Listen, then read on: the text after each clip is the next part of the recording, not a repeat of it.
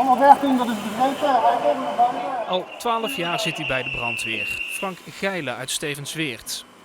Brandweerman is voor mij een hobby. Ik doe het omdat ik het leuk vind en mensen te kunnen helpen. De vrijwillige brandweermannen hier hebben een oefening. Samen met 800 vrijwilligers in Noord-Limburg staan ze dag en nacht klaar. Maar overdag wordt het steeds moeilijker om brandweermannen erbij te krijgen. Het heeft een paar oorzaken. Mensen werken niet meer in hetzelfde dorp als ze wonen. Anderzijds merk je ook dat werkgevers steeds minder toestemming geven om overdag vrijwilligers naar een uitdruk te laten gaan.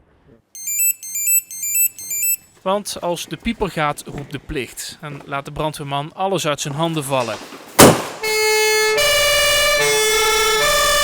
Ook op het werk. Er zullen ongetwijfeld oplossingen zijn als iemand weggeroepen wordt. Er zullen ook, denk ik, goede afspraken over gemaakt kunnen worden. En ik denk dat het heel belangrijk is dat de werkgever geïnformeerd wordt.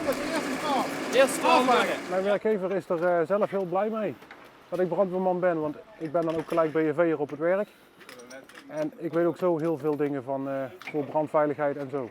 Dus dat is ook weer een voordeel voor mijn werkgever. Eerlijk is eerlijk, vrijwillig is niet vrijblijvend. Brandweerman zijn brengt ook plichten met zich mee. Nee, een brandweerman oefent gemiddeld 1 keer in de week, want de kwaliteit moet op peil blijven. En daarbij is ook een opleiding verplicht voor het worden van brandweerman die gemiddeld 2 jaar duurt, 1 avond in de week. Toch is het een hobby voor al die vrijwilligers. Want het draait niet alleen om blussen. Als brandweer zijn we ook een vereniging. En daarmee doen we dan ook jaarlijkse feestavonden, fietstochten, familieuitjes. Dus gewoon een hele gezellige club en ook een goede teambuilding op dat moment.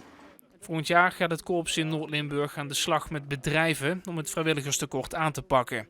In het zuiden van de provincie is er geen tekort aan vrijwilligers.